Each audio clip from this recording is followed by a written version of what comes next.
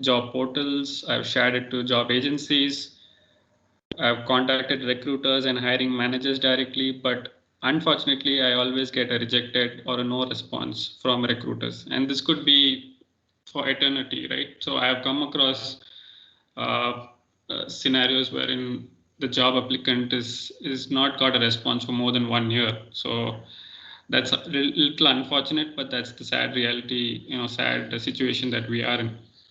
But at the same time, we also observed that besides uploading the resume, uh, the recruiter expects that we refill 75% of the resume data on the online job application form. So this is obviously a little frustrating for any candidate. But then, if that's the requirement from a company, we have to ensure to meet that requirement.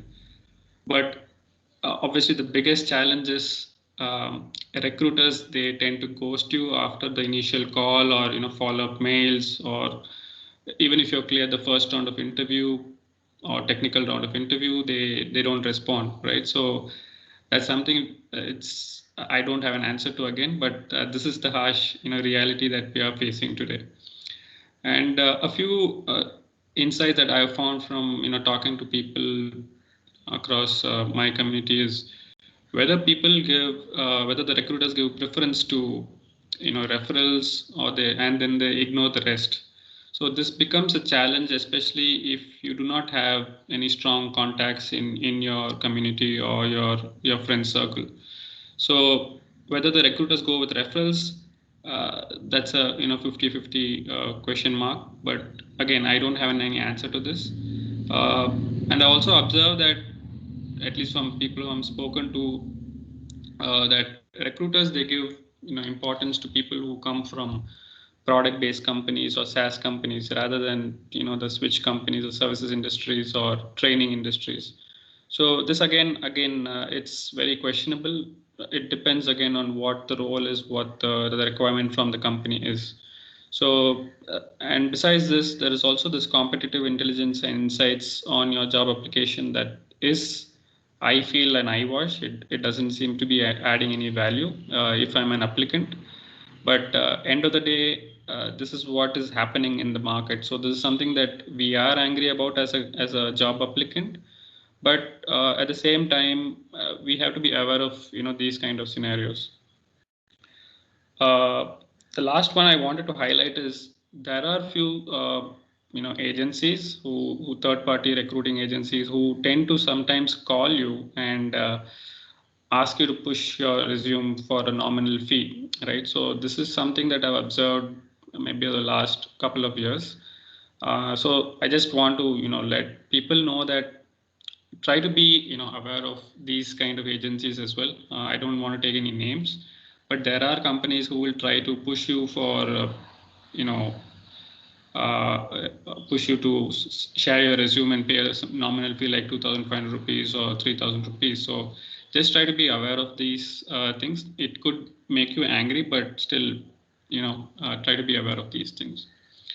But end of the day, what I feel as a job applicant in terms of job hunting is how technology is changing rapidly, especially in from a development standpoint. It is true that technology changes every 3 to 6 months. 3 to 6 months is actually too large, but every month or every day technology is changing. So should I invest time in upskilling or apply only to jobs that I'm strong at, right? So this is a question that I think each one of us need to ask ourselves, especially from a tech writing standpoint.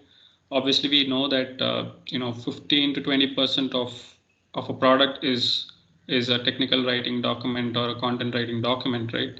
So from a technical writing standpoint, obviously we also have to upskill ourselves. So it's very critical for the technical writers who are in this call and across the globe, who need to understand how rapidly times are changing. And also, what industries are we targeting as a technical writer? What is the demand for my specific skill set? That's something that we also need to be aware of. And more importantly, because we have so many communities and forums across the globe, it is important that we connect or we stay connected with people who belong to the same community, and we learn from them. Because if we are stuck in a certain zone that we are working in an organization and we don't want to mingle with other people, then it becomes a negative, or it kind of reduces your overall portfolio. So it's important that you take the time out to connect with other people as well, attend few conferences or workshops, so that will help you engage your portfolio as well. So this is like an overall state of affairs that I wanted to highlight before going into the actual session. So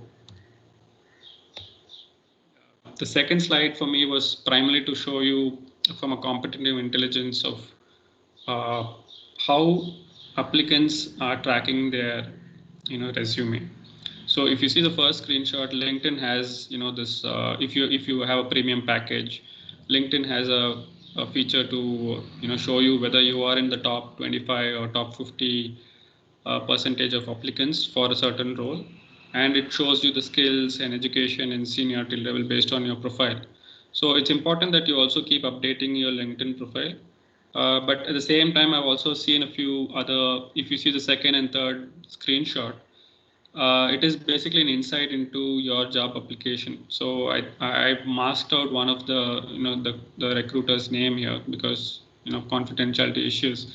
So what I've observed is in the first one there is total of 200 plus applications, but the applicants taken or shortlisted has only been 0, right? So it has been within a space of 1 month. But if you see the second screenshot, it's a big top company in the world. So there were 250 plus applicants for just one job role, and the number of applicants who have been shortlisted were 100 plus. But if you look at the original time of the job being posted and the date when it was refreshed, it has been 2 years, right? And if you observe closely, there's also the last line. It says total number of applicants from top engineering colleges. Now, obviously, this struck me a little bit because let's say I'm applying for a senior technical writer role or a lead technical writer role. So how do companies or the recruitment agencies narrow or filter down your applicants? So whether you belong to an engineering background or whether you belong to some other background. So obviously this was a little strange to see, but I just thought of letting people know that yes, there is a lot of competition in the market, and it's something that we as a job applicant need to be aware of, right? So moving on, I will go straight to the agenda of my session today. So these are a few topics that I have listed down. So I'll be covering what is the difference between a resume and a CV, and what is there exactly in a resume, why and when we need to update a resume from a technical writing standpoint, and what's the weightage that's given to a TW resume. The issues and samples that I have noticed over my course of recruitment, and even last year when I was reviewing some of the TW resumes, and the difference between a role and an achievement, which I will be giving a little more importance to, and a few before and after samples, so that you understand the difference when a technical writer is updating his or her resume. What are the pain points that a hiring manager faces or a recruiter faces when looking at your resume? So that's the whole purpose of this session, and a few do's and don'ts, tips and tricks that I'll be covering at the end of this session, right? So let me move on to the first slide. So my first slide is basically about a resume versus CV. Now, obviously there's when we pronounce resume, right? In English, we call it resume, but in French, it's called resume. So this is something that even I used to make a mistake on in earlier in my career. So the right way of pronouncing your resume is, right way of pronouncing your resume is resume. It's not resume, because in English, resume means to restart or to start back. So So I found a few information on one of the websites that I'll be showing to you. So resume basically means in French to sum up, and it's a short, concise document that's targeted for a specific job applicant. Basically, it provides the recruiters with a brief overview of your work history, and it has to be 1 or 2 pages max.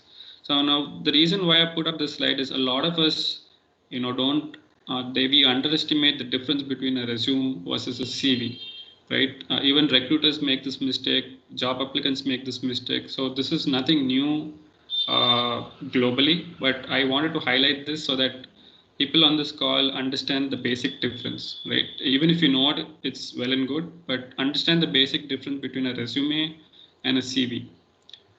If you look at a CV, it is a curriculum vitae, which in Latin means course of life. So it's basically a detailed document of your entire work history in detail. So you can expand your work history more than 10 pages, right? So there's no limit to writing your work history or your work experience to just 2 or 3 pages. So basically, these kind of documents are used for academic job applications, grants, research and fellowship programs. So there's a big difference when I looked at the difference between a resume and a CV. So I found this information on zt.com. So I've just posted that link. So this basically I've just tried to keep it down so that all of us understand the first basic difference and then move on to creating your actual resume, right? But the big problem for us as a job applicant is also when you go to any job portal, the recruiter will say apply with resume. So it's fine, right? But then the next question is, in some of the job portals, they say you upload your resume or your CV, and they give you options of attaching it to a Dropbox, Google Drive, or pasting your resume as text. So this again becomes a big thought process from an applicant standpoint, whether should I upload a resume or should I upload it as a text, right? So this is something I've observed in a lot of job applicants, in a lot of recruitment portals, and they also give you a certain restriction of 10 MB. So obviously, a 2-page or a 3-page resume will definitely not go to 10 MB. So it's most likely less than 1 MB or 2 MB. So again, there are challenges from an applicant standpoint, but this is something that I think most of the people across the globe are facing. So I just wanted to let you know this difference. Right. So coming from a TW standpoint, right? Why and when do we update our resume? Now, obviously, there are human reasons. I've broken it down to 3 different categories. One is my human reasons. Obviously, people want to upgrade their career. They want a better pay package. But I've also observed that a lot of, at least during my recruitment experience, a lot of candidates complain about coming from a small organization and they want to move on to a bigger organization. So that was something that it kind of baffled me, because there is no hard and fast rule that if you work in a small organization, your package will be less or the scope to learn something would be less. So it all depends on the mindset of any human. That's one. And also, since I was working in the service industry, there were a lot of on-site opportunities to go and work abroad from a technical documentation standpoint, right, for across customers. But maybe from a product-based company, maybe that opportunity is not there. So during my recruitment experience, people used to say that they want to travel abroad and explore the world to at least from a technical documentation standpoint. So that was something that also caught my attention. But the biggest human reason, at least from a pandemic standpoint, or at least in the current situation, is the fear of layoff. Again, there is no guarantee that a layoff could be because of a pandemic or a non-pandemic. So it could be based on the company, the profitability of the company, how the company, whether it's stable or not. So this is something that it's a fear amongst all humans, right? So these are some of the human reasons that I felt like articulating. But from a documentation standpoint, from a TW standpoint, what are the reasons that people want to update their resume? What I've observed is in a lot of scenarios when it comes to the product documentation updates, there is a saturation point for writers, right? If you look at a product, if I've created content for it, maybe over 1 year, you would probably have 4 to 6 releases in a year.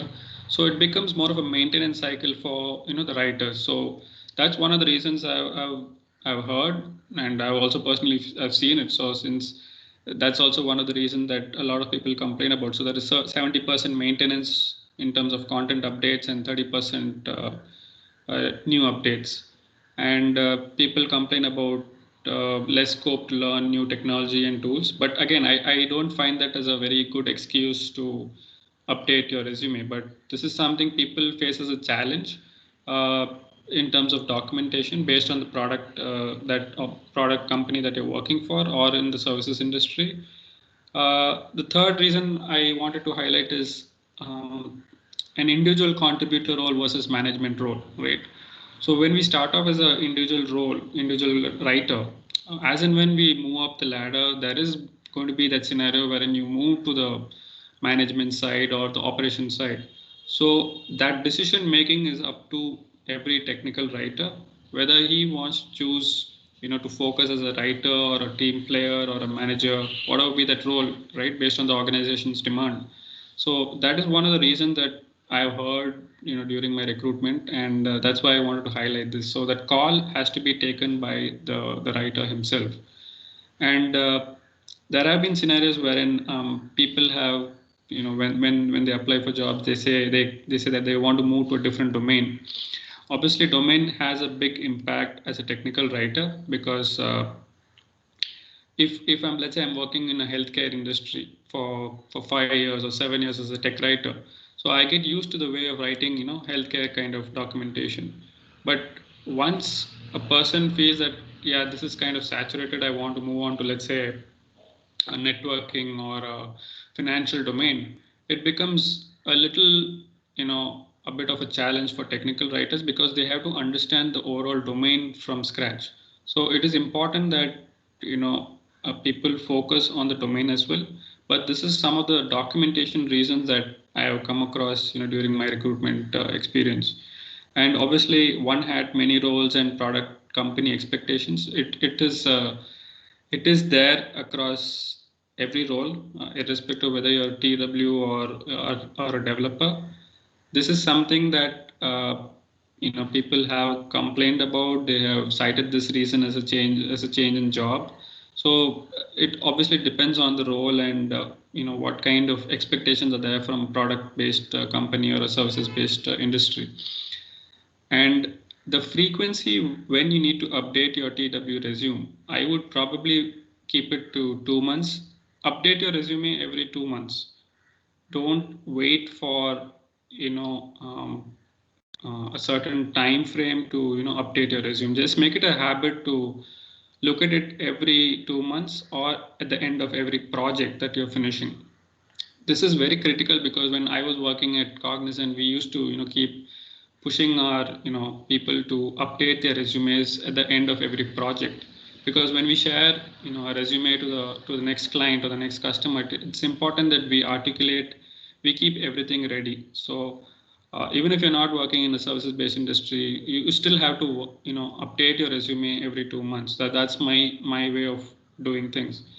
But end of the day, also look at what is the job market scenario, because we tend to look at technical writing as okay, I create documentation, I'm done. But we have to look at the overall job market scenario currently that's there in the market, where I will be fitting, right? So that's a very critical factor of updating a resume, and also from an industry demand standpoint, because at least from what I've seen, the shift has happened over the last 5 years in technical documentation, primarily to API kind of documents, right? So there has been a big turnaround in the last 5 to 7 years from what I've seen. So from a frequency standpoint, yes, technical writers have to update their resumes every 2-3 months. Make it a habit. Don't wait for the end moment, right? But more importantly, where do you stand as a technical writer? What is your value? How do you assess your value, right? So if you don't update your resume for, let's say, 1 year, and then you start searching out for a job based on XYZ reasons, you don't understand your overall value. So it's important that you understand your value as a technical writer, to yourself and to an organization. So it's important that you keep looking at your resume, even if it's 2-3 pages, it's fine. Just keep looking at it. So that's the reason why I put up this slide. Uh, Again, resume, most of us know what is there in a resume, but I was going through this site called novoresume.com. So I found it a little interesting in the way they were able to classify uh, or structure their resume. So I broke this down to a few components, right? When I broke it down, I realized that I'm creating actually a hierarchy matrix.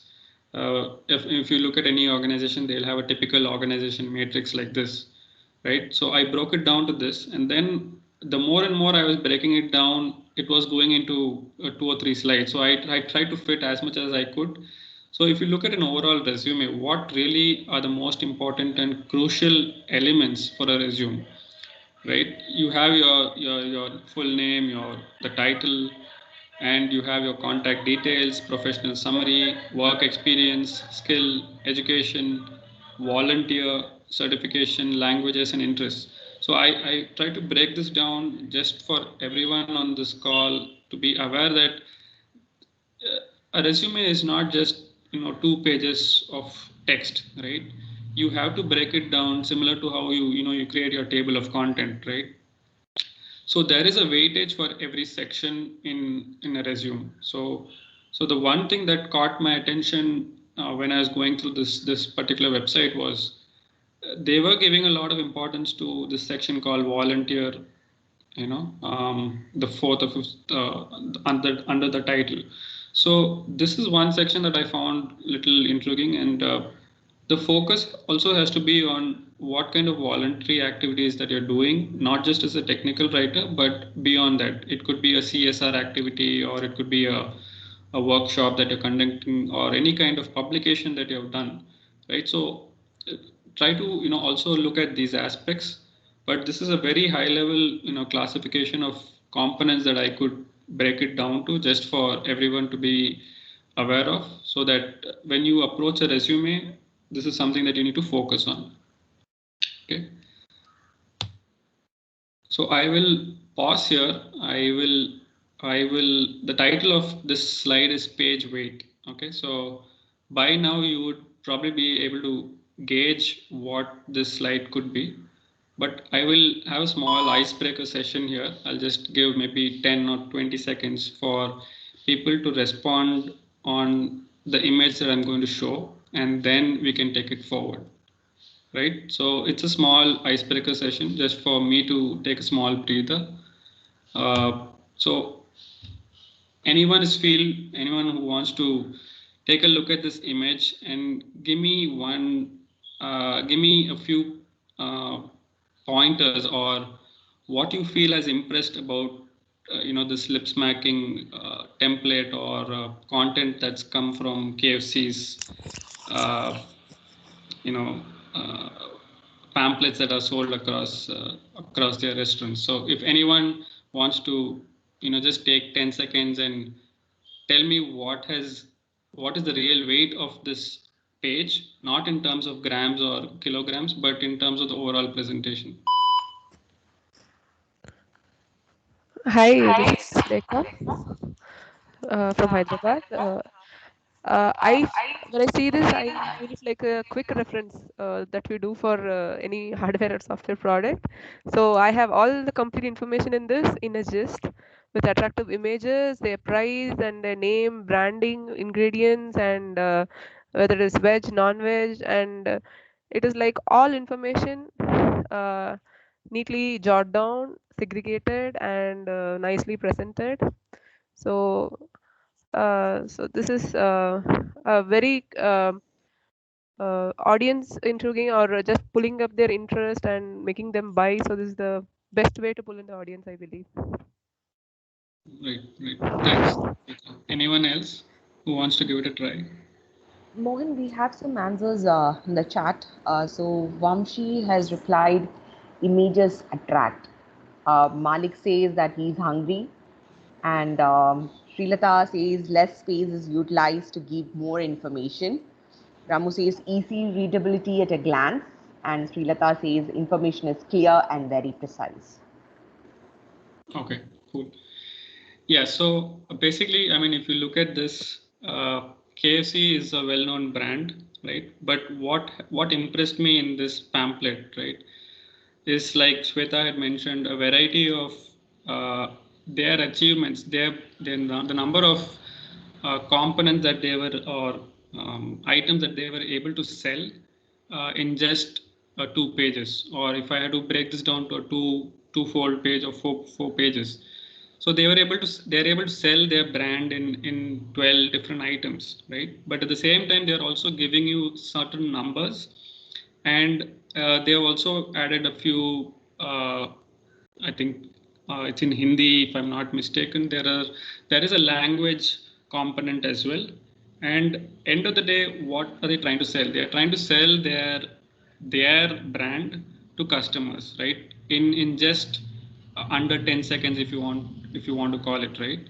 So that's how a resume should also look, right? So this is just a short teaser, but the end of the day, we also as a job applicant need to be aware that we are a brand, right? We are selling ourselves to recruiters and to hiring managers. So it's important that we present ourselves better. Obviously, from a resume standpoint, we will not be given that flexibility of adding, images and, these lip smacking burgers and fries, but we are bound by the format of text, right? So obviously, if you look at the page weight of a resume, or a resume rather, it is purely text, right? So we don't have that flexibility of adding images. But end of the day, if you look at the comparison standpoint, what sells? I would say KFC sells bigger than your resume, right? But this is just like a teaser, but I just wanted to let you know the weightage of your resume compared to, let's say, a KFC brand or any other brand that sells in the market. So I will add on to this slide. So I have created basically like a weightage for a technical writing resume. So at least based on my experience, what I feel constitutes a heavy percentage is your work experience and achievements, your actual technical skills, your professional summary. So this basically the top three constitutes 50%, close to 50% of your resume. So if you're able to get this right, I don't think recruiters or you should have a problem. Even if it doesn't go to the next level, you should be able to summarize your resume in this top three percentages. But more importantly, there is a lot of scope to add, weightage to a style guide, the project models like Agile or Waterfall, the domain knowledge that recruiters are definitely looking for domain knowledge from an experience standpoint. So it is important that if you have good sound knowledge of, let's say, a networking or a healthcare or a banking domain, please add it, because it adds a lot of value based on the job role that you're applying to.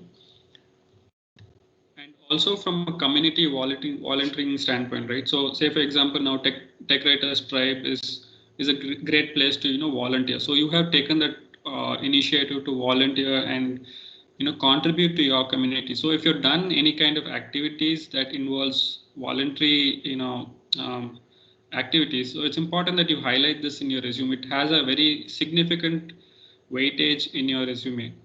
And if you have contributed to any kind of publication or articles, it adds that extra weight. Now, the reason why I did not add too much percentage or weight to the soft skills and certifications and education, because these things cannot be obviously highlighted in a let's say in a resume. Now, if you take for example leadership, if you add a soft skill like leadership, obviously, yes, you may be good at leadership, you may be good at mentoring or any kind of soft skill, but obviously the hiring manager or the recruiter will not be able to judge that on your resume, right? So it's important that you understand the weight of your resume based on these categories, right? The same thing applies for certifications. Now, let's say I have done, let's say a Google certification or an Amazon Web Service, AWS kind of certification. How much value add will it add in your resume if you are applying to a technical writing resume? So it's important that whenever you may have done maybe a dozen certifications, but how critical is it for you, to align your certification to that role? That's what adds more value, right? So it's important that you understand how you want to break down your weightage in terms of the resume. And I've also kept languages and interest and hobby at 1% and 0% because simply if I'm a recruiter or I'm a hiring manager, for me, if it is English, obviously I know it's English that I'm applying for, right? So I don't give too much weightage on the language front, but as long as let's say if it's a translation job, yes, then I might have to add that language as one of my percentages. But when it comes to interests and hobbies, that's a big no for me. That's something I've tried to ignore as much as possible, but I've seen this across a lot of resumes. So that's the reason why I wanted to put up this slide so that people understand, as a tech writer, people understand this first, right? But the biggest challenge here comes is how am I supposed to fit, all my work experience in X or Y number of pages, right? So I have put up a small, chart to let people know that across the industry, the expectation is not more than 2 pages, right? Most of us are already aware of this, but we still make that mistake of pushing it to the third page or the fourth page. So if you look at from a fresher standpoint or a person who has 1 to 5 years of experience, I would say I would recommend not more than 1 page. But then if you're going beyond, if you have 6 or 10 years or more than 10 years, again, the expectation is not more than 2 pages. So this again is very, very subjective, and probably this is the biggest challenge because uh, the more companies you work for, the more achievements that you have gained, the more this is trimming, right? So this is a very big challenge. It's not easy, to be personally honest. Yes, it's not easy, but as a recruiter and a hiring manager, these are some things that people don't tend to, people at the hiring stage, they look at these aspects. So as a technical writer, since you have that flair for writing, it is important that you understand what your achievements are and how you can try to trim it based on the number of companies that you work for. I'm not saying work for 7 or 8 companies, but at least from what I've seen, if I had to tell you a scenario, right? There was a scenario when one of the candidates had almost 8 or 9 years experience, but he had actually switched 7 jobs, right? Now, and it was all relevant technical writing jobs. So the moment I questioned, this was a few years back. So the moment I questioned why 7 companies, why have you shifted 7 companies? So there was no very clear answer to it. So obviously I could gauge that yes, it is purely from a salary increase or skill change. But when I looked at the skills were not really strong. So it becomes very critical that when you go into technical writing, you have to also understand uh, whether it is worth shifting companies, or just to upgrade your skill or pay package, or working for a long time and then maybe shifting 2 or 3 companies every 5 years or something like that. So it's important that you understand where you want to grow as a tech writer. But the more you switch companies, the your resume also has to be outlined to that level, right? So I will pause here. I will be willing to take any questions if you have, or I will move on to the actual core session of core slides of this session. If you have any questions, just feel free. Maybe a couple of minutes, I can answer it and then move on to the next slides.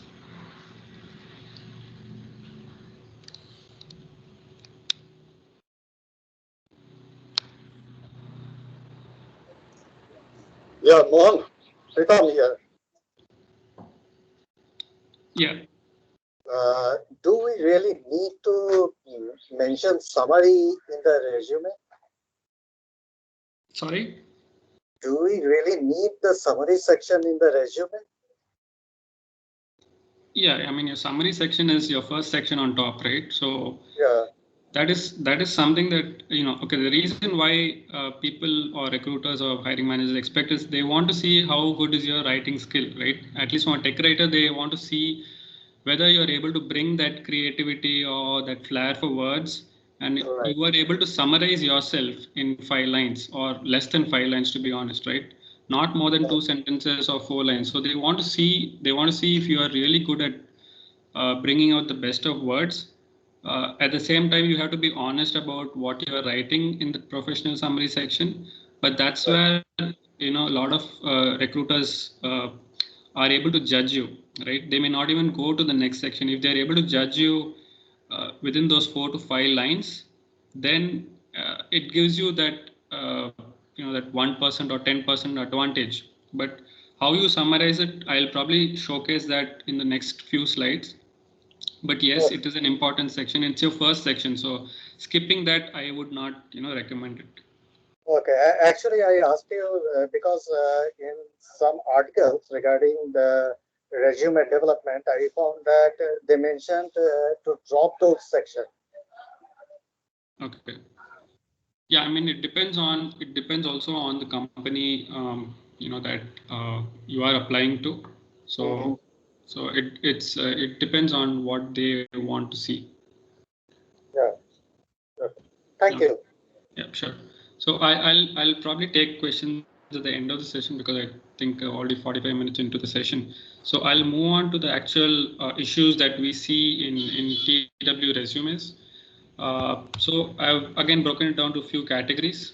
Primarily documentation basics. So as a tech writer, the hiring manager or the recruiter, they want to see what are the issues in a TW resume. But from what I have seen, it is basically grammar, spelling, choice of words, the formatting, swapping between US and UK English, the voice and parallelism issues, and use of double spacers, symbol quotes, and also bullets and number lists. So this is something that I have seen across a lot of resumes, not just TW, but this is something that a tech writer has to be aware of, especially if you're into that domain. So making these kind of silly mistakes is something that will definitely put off any recruiter.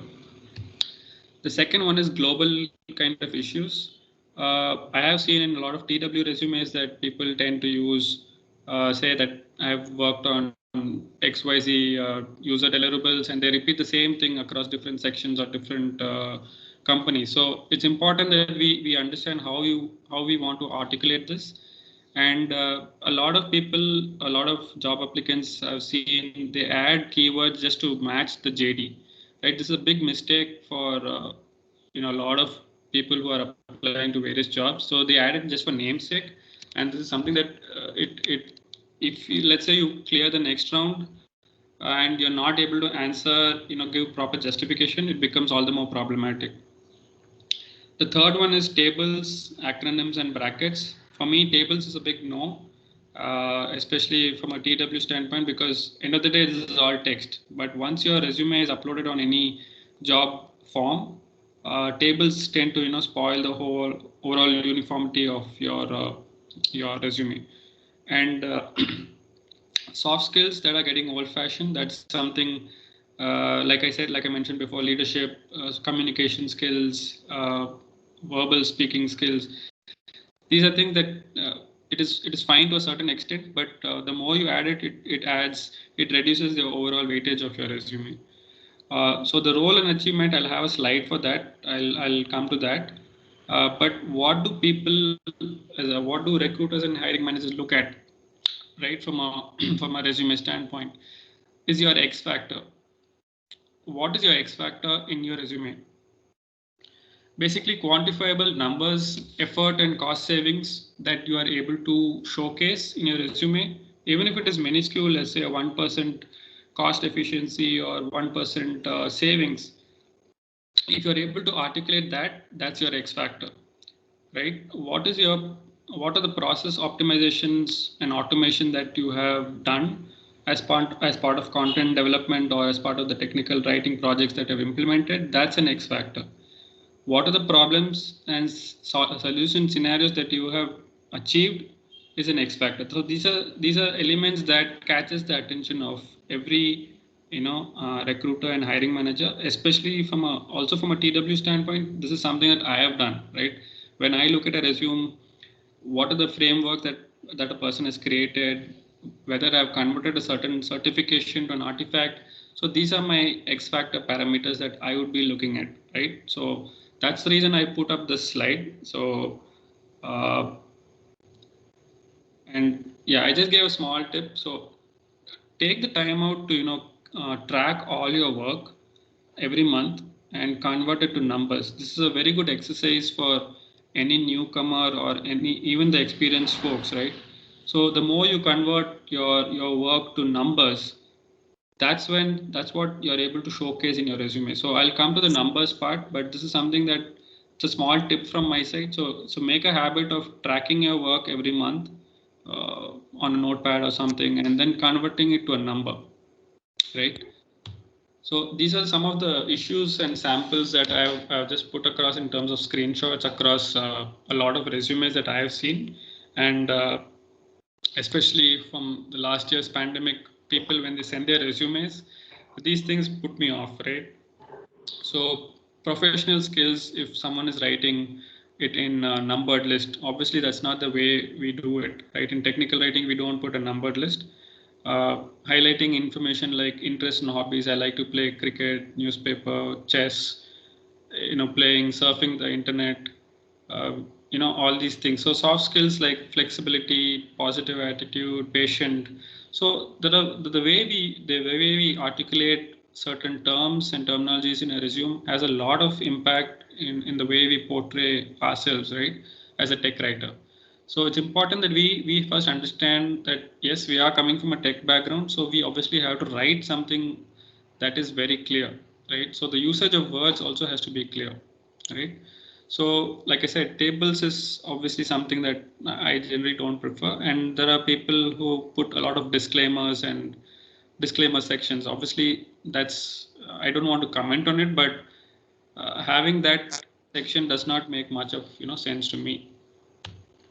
So again, I'll pause here. I will. I'm sure most of you, you played the game. You played the game of cricket, so you probably know who this person is. Can anyone tell me who this person is?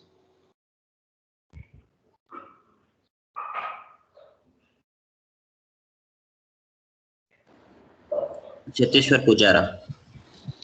Okay, good. Yeah, so let me just give a small scenario before actually going to the slide. So Cheteshwar Pujara is the middle order batsman, one down batsman for the India's cricket team. But what is his role, right? His role is to accumulate a lot of runs for the Indian side. But end of the day, his role is also to be the backbone of the test team. His third goal is probably to defend the fort and play the chess game. And at the end of the day, he also has to mentor the future generation of Walls. So now when I say Walls, it is something similar to Rahul Dravid, who was once upon a time the Wall and is still the Wall. But since Pujara has taken over that role, he is now coined the Wall. But this is his role. But what has he achieved, right? So if you look at the last series of India versus Australia, if you follow the game, he had grinded the opponent for almost 928 balls, right? So that was like the highest amongst both teams. And he took a dozen body blows from head to toe, and he rallied around juniors to drag games until the final day or the final session. But if you look at the overall achievement, he was instrumental in the test series win over Australia for the second consecutive time. So now why I'm highlighting this difference is you may be playing different roles in your organization as a tech writer. So you may be working as an individual writer or a manager role, But what matters in the resume is your achievement, right? So if you do not get your achievement right, your resume becomes more or less like a generic resume, right? Like I created user manuals, I've created tech documents, but what have you achieved through it, right? So the numbers matter a lot, and how you portray yourself in terms of achievements is very critical in your resume. So if you look at now, from what I've heard is Pujara has registered for the IPL 2021 auction after a gap of 7 years.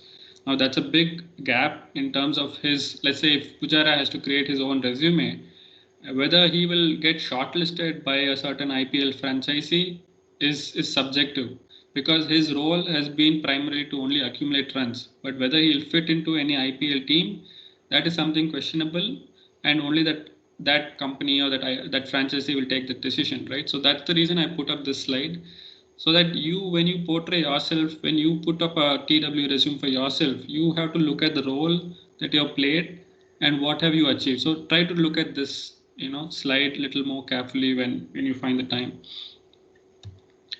So coming back to the actual core sections. So I've come out with a few before and after samples for a technical writer from a resume standpoint. So if you look at this, I've broken it down to few sections, few prime sections in your resume. So I've given a few before scenarios of how a writer would be writing it based on whatever resumes I had reviewed last year, and how we can convert it to a possible impact. Now, the reason I've broken it down is if I am a hiring manager and you are a candidate, so the candidate always has to look at what the hiring manager would be thinking, right? It is very critical that you portray yourself, you put yourself in the shoes of a hiring manager, understand what he or she would be thinking, right? So let's say I've got 10 years of experience. I've worked in a networking organization. I have good writing and efficient management skills, right? So as a hiring manager, for me, these words are very, let's say, too plain for someone who's been in the industry for 10 years, right? So how I can possibly convert it to a good impact? So that's where the big difference come when it comes to the professional summary. Just to answer the question, that was asked by one of the persons on this call. So it's important that your first 4-5 lines in the professional summary section has a very good or strong impact. Right now, I've just put a possible conversion impact, because what I'm trying to convey is I am a seasoned lead technical writer with 10 years expertise in enhancing customer documentation experience. So that's my keyword. Hands-on knowledge of networking device, that's my keyword. And basically how I'm trying to sell myself. I'm trying to sell myself by saying, okay, I want to join a certain organization's content strategy team to build content solutions. So you have to understand that the keywords, the choice of words when you portray yourself in a professional summary section is very, very critical, because anyone with 10 plus years experience will understand this. People probably less than that, yes, you have to probably use better words, but this is where you catch the attention of the hiring manager or the recruiter. If you look at it from let's say a senior writer, so this was one of the resumes that I had reviewed. The person had mentioned a highly motivated technical writer with strong background in developing and maintaining qualitative and quantitative documentation projects, right? So when I was reading it, I was not sure what the person was trying to say, right? Having good self-motivation is fine, but what we're trying to convey on the quantity and the quality parameters, right? So I was trying to, rephrase this to something that could catch the attention of the hiring manager. So I said, okay, let's use the word self-starter, right? Expertise across structured authoring tools, style guides, contributing to the community, and broaden my overall domain knowledge. So obviously I'm not saying that this is going to be the catch point, but there is a way of writing, because if you are a seasoned writer, you should be having a flair for words. So using the right words is very critical at the professional summary section. But for a junior or a fresher, this is something that a person with just 1 year experience had sent me his resume. And I was trying to, look at it from more from a fresher standpoint, right? So he said, okay, I want to contribute to the growth of the organization. But what struck me was, why do you want to contribute to the growth of the organization? Yes, that's probably at an organization level, but why not at your personal level, right? So I just tried to rephrase it a little bit for him to say, okay, I'm a passionate writer with a curiosity to learn, the art of creating software and hardware documentation, and how I'm seeking to start my technical writing journey, and at the same time be a constant learner, right? So this is something that I've just tried to rephrase. But end of the day, the professional summary section, if you are able to condense it to 4-5 lines, nothing like it. The second one is on the work experience. Again, this is a very critical thing that all of us as tech writers need to be aware of. It is not important that you have created user manuals or online help or any form of tech documentation, right? You have to convert each and every work that you have done to numbers, because numbers sells to a hiring manager and to a recruiter. So if you just go about saying you have created an online help, it doesn't make much of a sense, right? So you have to convert it to saying, okay, I've created 5 user guides, 2 SOPs, an online help. I've created 25 or updated 25 knowledge base articles for 4 yearly releases. So this is what catches the attention of the hiring manager. Now, let's say you have also played the role of working in a team. I'm sure most of you have been playing that individual contributor role or a team-based role. So take, for example, a team has worked on converting unstructured format to data, right? So what was your contribution as an individual, right? So that's what matters to the hiring manager. So if you're able to convert this project into numbers, that's what will, catch the attention. So let's say you have worked with a team of 5 writers. You were able to convert 700 complex pages from unstructured FrameMaker to data in 20 days. So this is what will catch the attention of hiring managers. So this is something that I've seen in some of the resumes. So I wanted to highlight this and show you a few samples. Taking, say, for example, the third one, right? Handled multiple documentation projects without compromising on quality.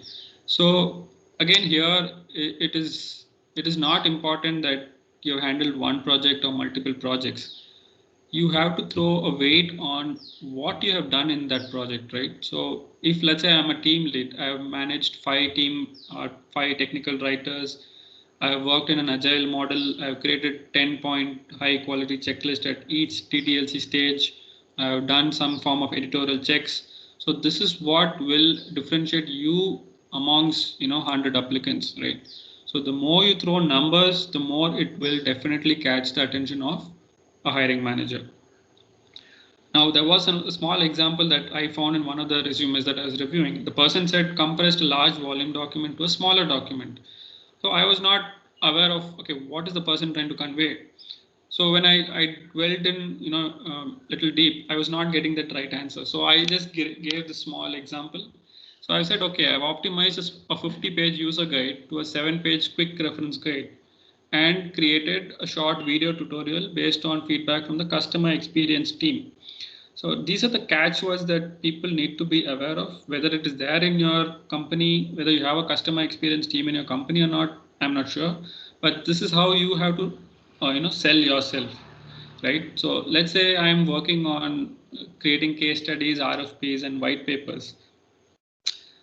A lot of technical writers do this, but it is not their core job. Their core job is to create tech docs, right?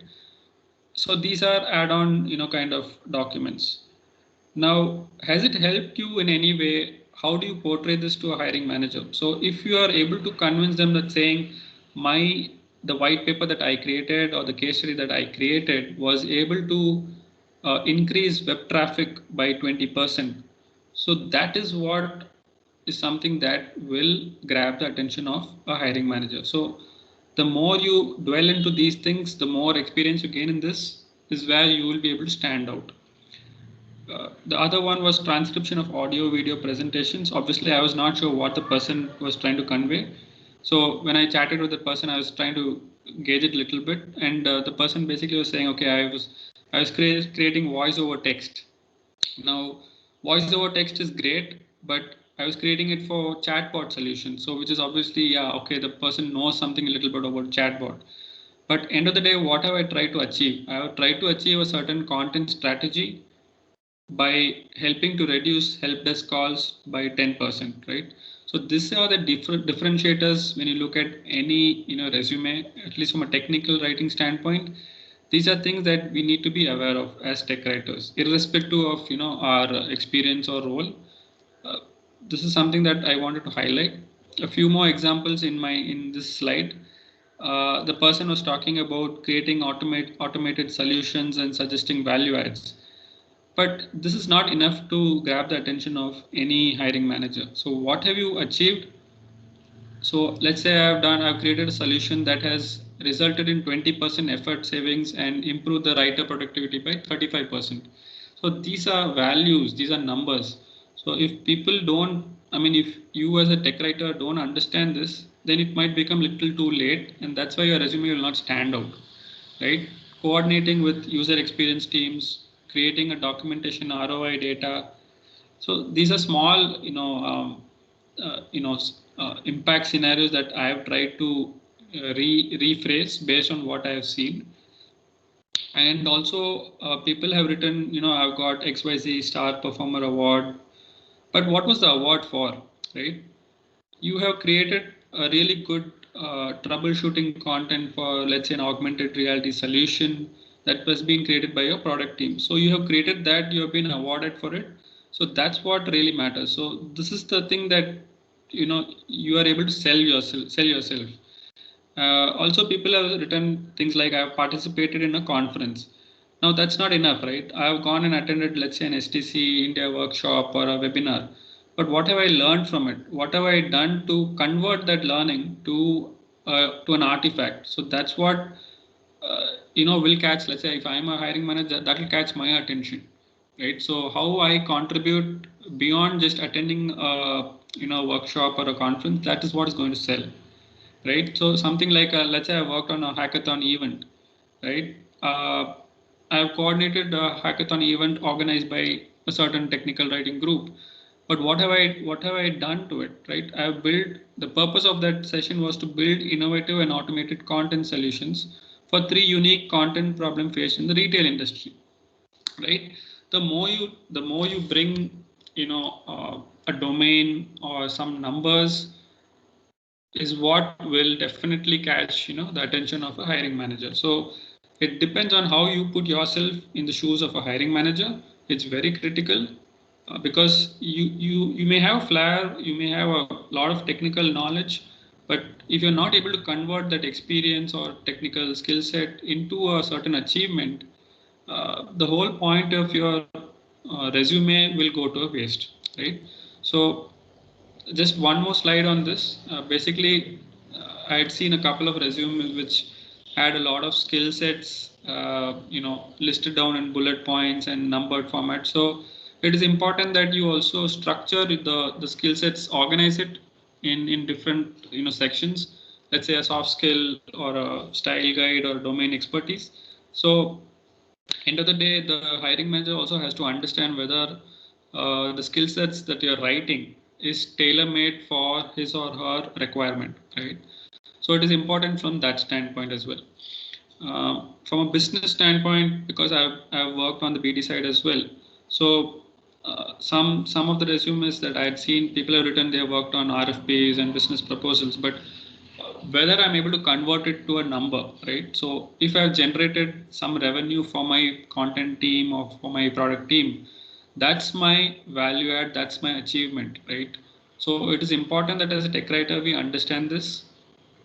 We have daily jobs of creating your user manuals and online helps, but when you look at it from a business standpoint, whether your department will survive 5 years down the line, so that's what you need to start thinking through, right?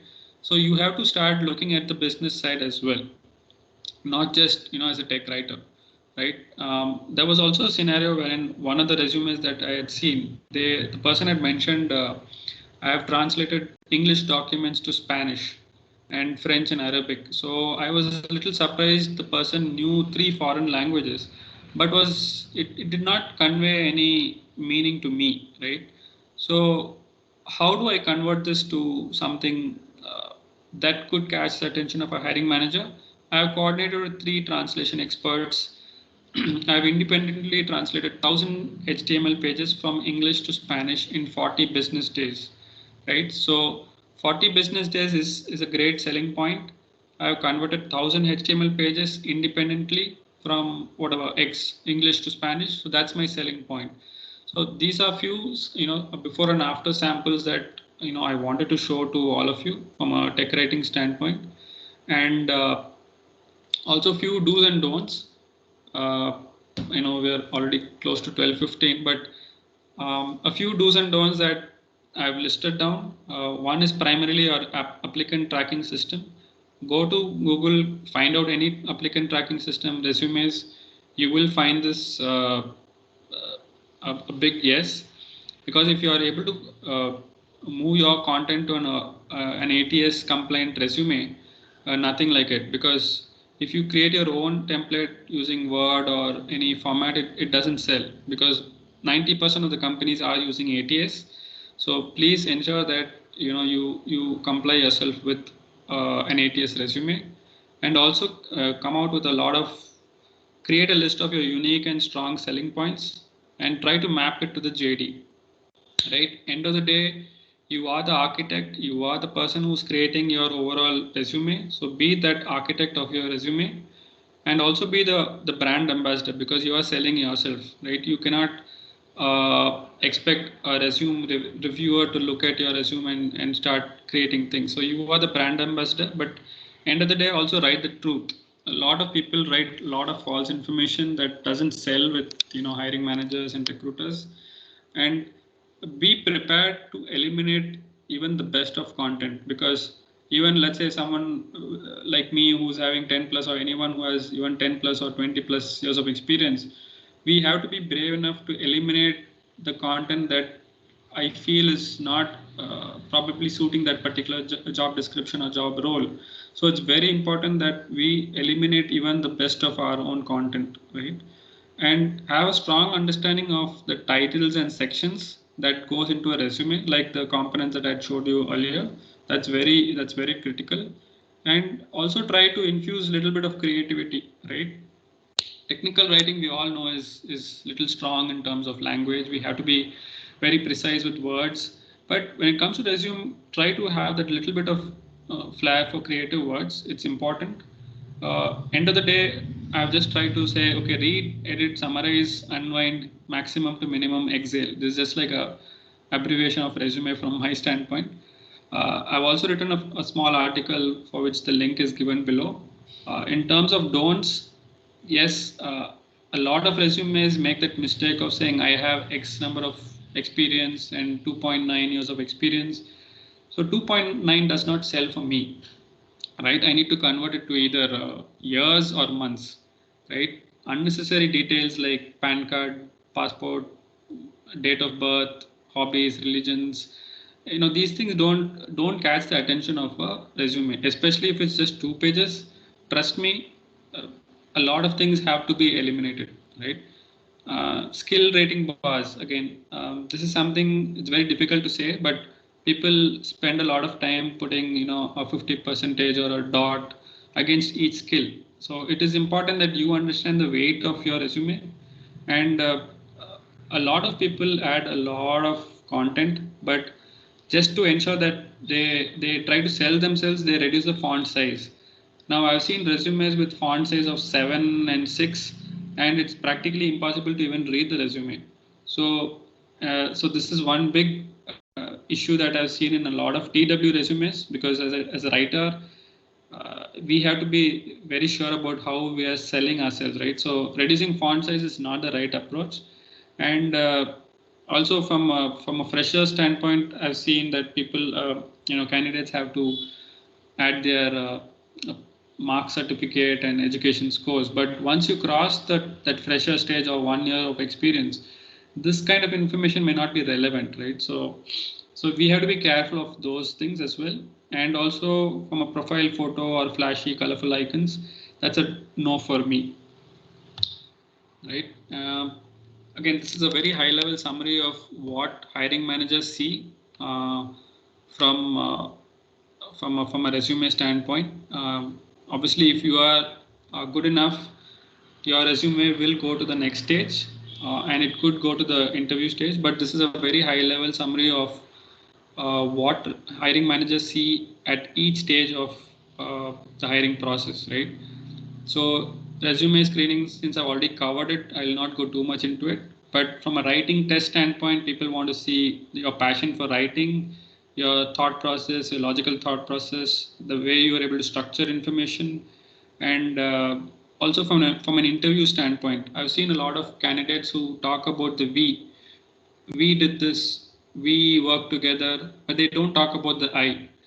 So that becomes a very negative scenario for candidates, because if you keep talking about the we, especially if you're working in a team, then yourself you're not able to sell yourself, then it becomes a different scenario for hiring managers. So I've just given this a very high level summary of what I've experienced as a tech writer and a hiring manager.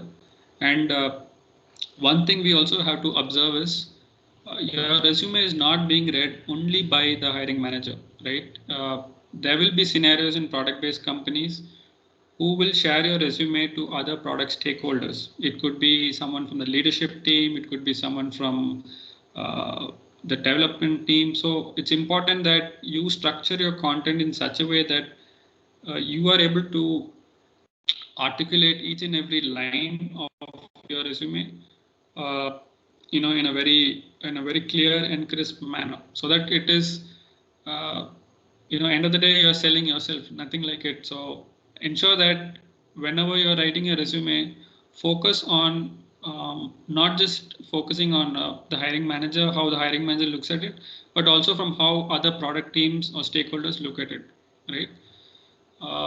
So this is one slide. I've been trying to create a database of all technical writing roles across India and the different organizations that have at least one TW role. There are a few resume builders, template samples. So you can go through this link. It's available for public, and different tools and technologies and style guides. So I'm still working on this overall spreadsheet. So anyone who's interested, who wants to contribute, feel free. Yeah, I mean, that's about it. I've tried to manage whatever I can in this session. Thank you, Tech Writers Tribe. Thank you, Puneet, and to everyone. I hope the session has been useful. I can't guarantee that it will get you a job at the end of this whole session, but at least from a resume review standpoint, yes, it's important that we understand the overall significance of a resume. Certainly, Mohan, I think this will be useful. I think people will have questions. Can you take it forward?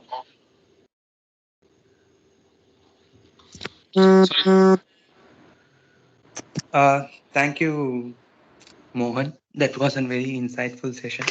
And I believe everyone who attended the session will take away the important points that you mentioned, and they'll be able to create a very efficient resume.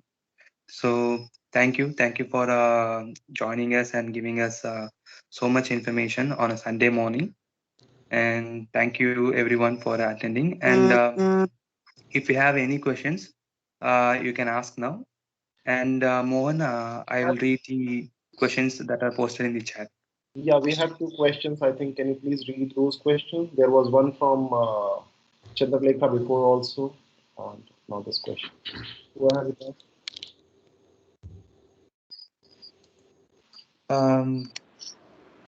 First question is from Madhuri, and it said, what should content writers focus on while planning to get into technical writing roles?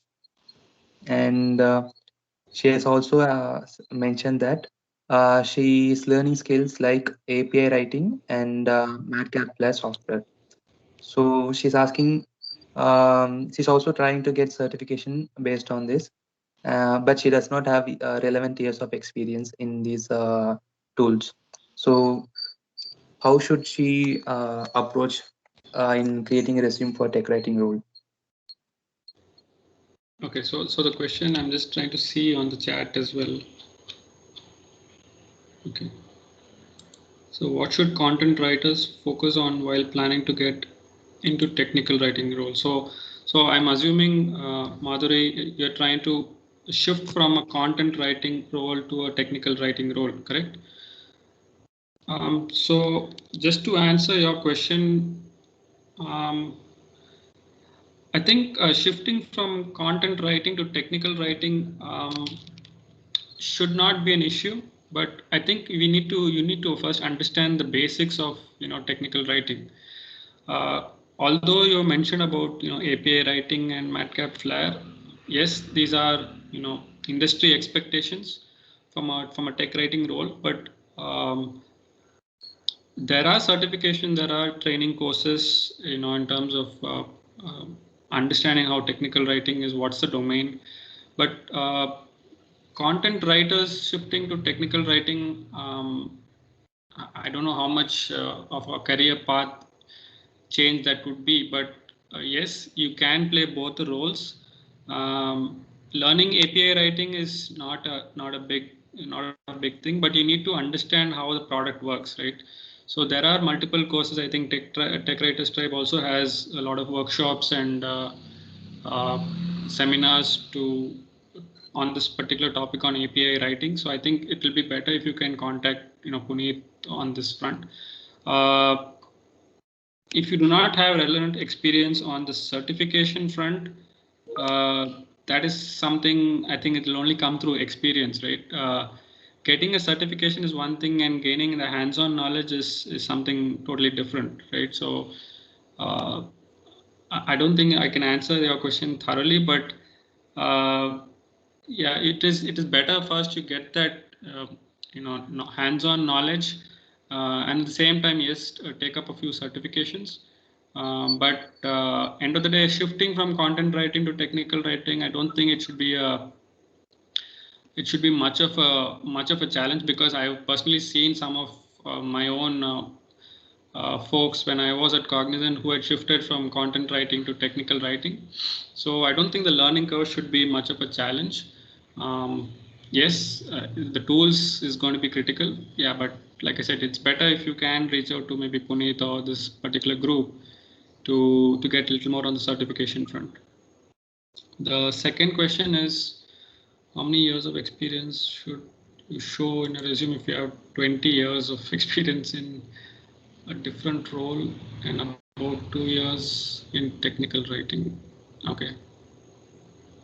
Yeah, so this is a good question, Srilata. So I'm assuming you have 20 years of experience in different roles and 2 years of experience in tech writing. So this again boils down to, I would say, the job role, the position that the company is looking for, right? If they're looking for relevant years of experience, then they may look at only the TW experience. But if they're looking at a combined, let's say they want an overall experience of 10 or 10 plus years, but 5 years or 2 years of TW experience, then it depends on the organization, right? So you have to tailor your resumes primarily for the job role, not from an overall experience standpoint. It's okay to mention that yes, you have 20 years of experience across different roles, but for a hiring manager, it becomes very difficult that he or she cannot hire you with 20 years of experience. So it's important that you cater your resume to that specific role.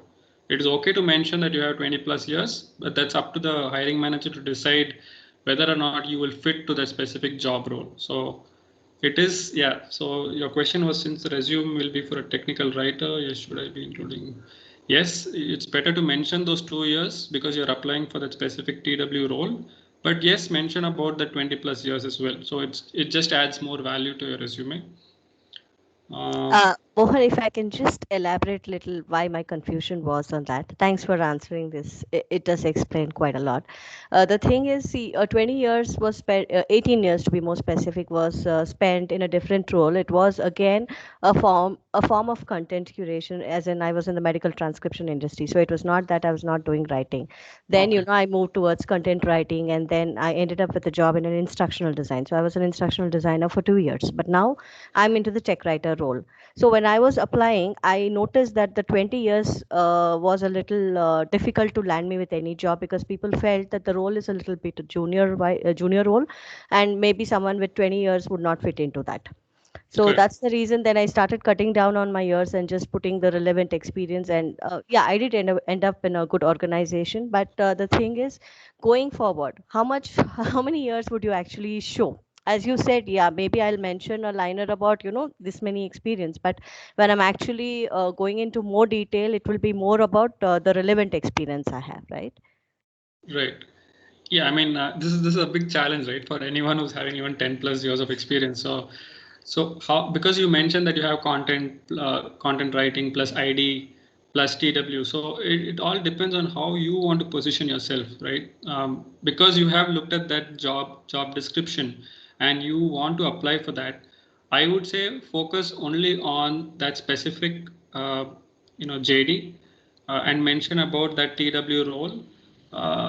At the same time, there is no harm in mentioning about the content writing experience that you've gained, right? Because content plus ID has a lot of weightage in the overall package, right? So it is okay to mention it, but because the restriction is now just two or three pages, right? So for a resume, so it's important that you understand that minor difference, right? Because end of the day, you are selling yourself. So how do you sell? Do you sell yourself as a tech writer or a content writer or an ID person? So that becomes a big challenge, across anyone who has, multiple roles, who has played different roles. So it's up to you. I mean, how you position yourself is obviously a very big challenge. But yes, I would say focus on the TW part and give a little bit weightage on the CW part. Ah, got it. Thank you. Yeah. I think Sandeep, I think there are a couple of more questions. Let me just look through it. How many companies of past experience should we have it in a resume? Okay. Again, this is a very good question to ask, but unfortunately, I don't have an answer to it. I mean, if you worked in, let's say, five, or like I said, like I gave you a scenario, right? A person had worked in 7 different or 8 different companies.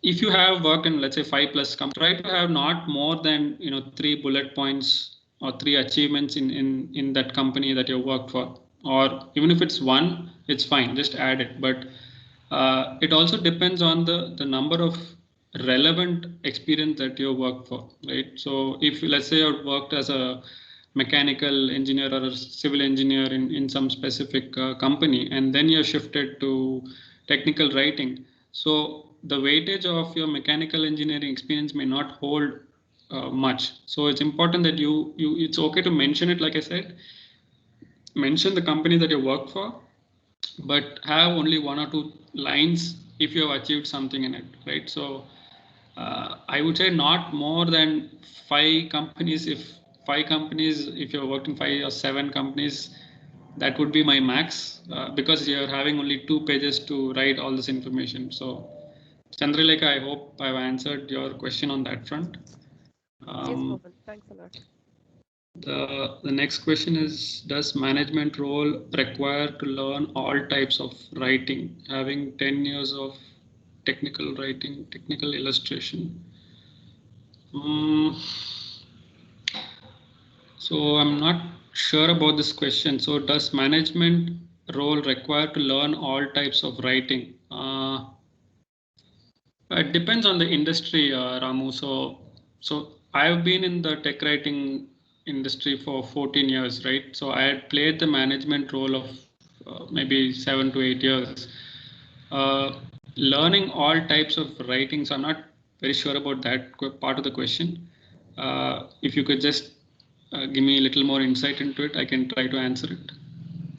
Yes, sir, this is Ramu. I'm having 10 plus years of experience on different domains actually. One is design, mechanical design. And then I've been moved into the technical illustrations, where we prepare technical illustrations or graphics, we call, for the technical content. Right. Now I'm very much interested in moving to the technical writing, but since I have more than 10, we don't have much scope for this in the next role. So I was applying for the management role.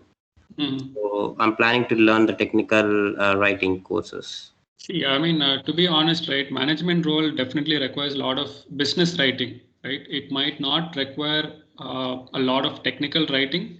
It again depends on the role. Let's say you are working, let's say I'm a technical writing manager or playing a management role. My contribution to writing could be, let's say, maybe very minimal. It could be 25%, but I still have to do a lot of writing. If I'm working with customers, I'm working with stakeholders, I have to do a lot of business writing. So that is one part of management role, right? To answer your question on the 10 years of technical illustrations, I'm guessing you are using, let's say, a Visio or an InDesign to create, Adobe Illustrator to create technical workflow diagrams or something on the product, right? But then moving to writing, you still have to understand business writing. So that is one part of management expectations, right? How to write even a decent, good-looking business email. So that is part of your management, expectations. So shifting to it depends on the product or the company, Ramu. If you've been in an organization for, let's say, for 10 years, and you now want to move to management role, or if they're giving you that role, writing has to come from you. It has to come within you, right? But shifting to technical writing after 10 years, that is little, I would say, I don't want to push too much into it, but that's a choice that you have to take, right? But writing, it has to come from within. There's no one who can teach you how to write something. It has to come from within. Whether you're at a management role or even an individual writer role, it has to come from within. So I don't know if I'm able to answer that question thoroughly, but yeah. So, Mohan, if you allow me, can I just add 2 lines to it? Yeah, sure. So, Ramu, basically, based on your question, if I focus on the first part, does management role require? So, ideally, when you are eyeing one management role, you should be clear what is the role and what is the requirement. Okay, because every role, whether you are getting it internally or you are applying externally, there is a JD and there is a requirement. So it should be made very clear to you that what is the key requirement. If writing is one of the key requirements, then yes, you need to learn. If writing is not, then probably whatever other things are clarified, you need to learn that. So I think you should get the requirement first, and based on that, you can decide very easily. As far as writing is concerned, I think whatever Mohan says applies 100%. Yeah, thank you. Yeah. So Mohan, can we move on? I will just read it out for you. Yeah, so 2 questions. Anirban asked, what could be the ideal career path for technical writers, like TW's senior technical writer and so on? So Anirban, is that the question? Yeah, okay, go ahead. Yeah, I mean, career path for technical writer, it evolves, right? I mean, you start off as an individual writer, then you move on to a senior role, and then maybe a lead role, and then to a manager role, right? So career path for technical writing is there's no end to it. I mean, I've worked with so many customers when I was at Cognizant. I worked with customers who have 25 years, 30 plus years of core technical writing experience. So they have built their career over it, right? So there is definitely no stoppage to it. Recently, I interacted with one product-based person, and person said she had 30 plus years of technical writing experience. So I was a little amazed, like I'm still pretty small in technical writing. So there is no end to technical writing. The career path is definitely very strong. It depends on how you want to, move up the ladder, up the chain of command. And so career path, like I said, it's pretty big. So you can move to different roles depending on what you want to do as from an individual standpoint and also as an organization, right? So the career endless. Tripti has a question on the. Thank you.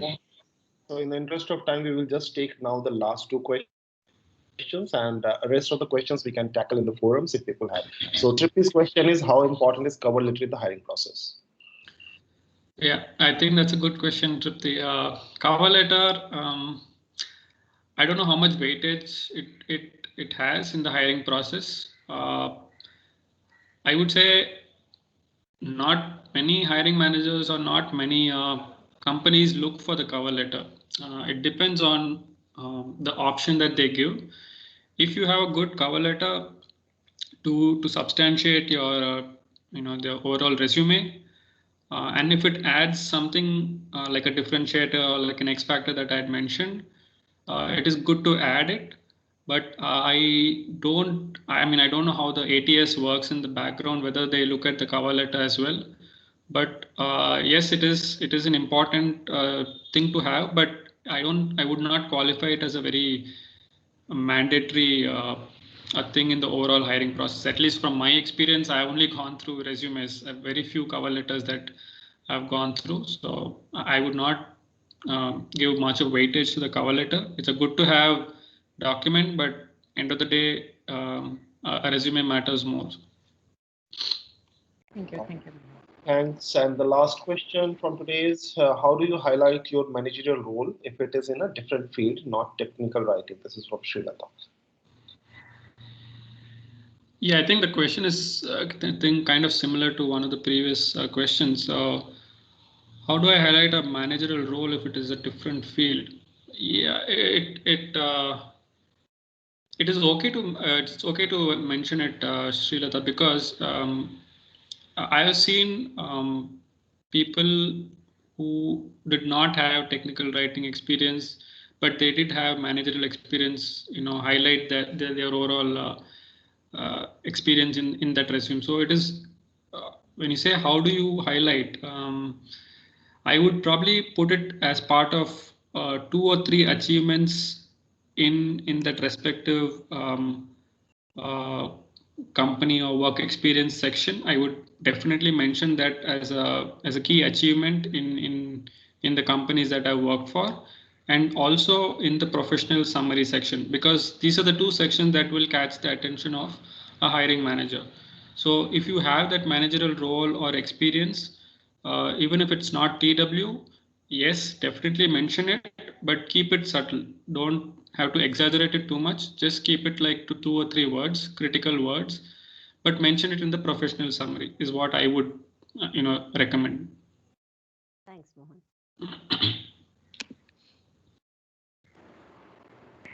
I guess that's all the questions we have in the chat box, Puneet.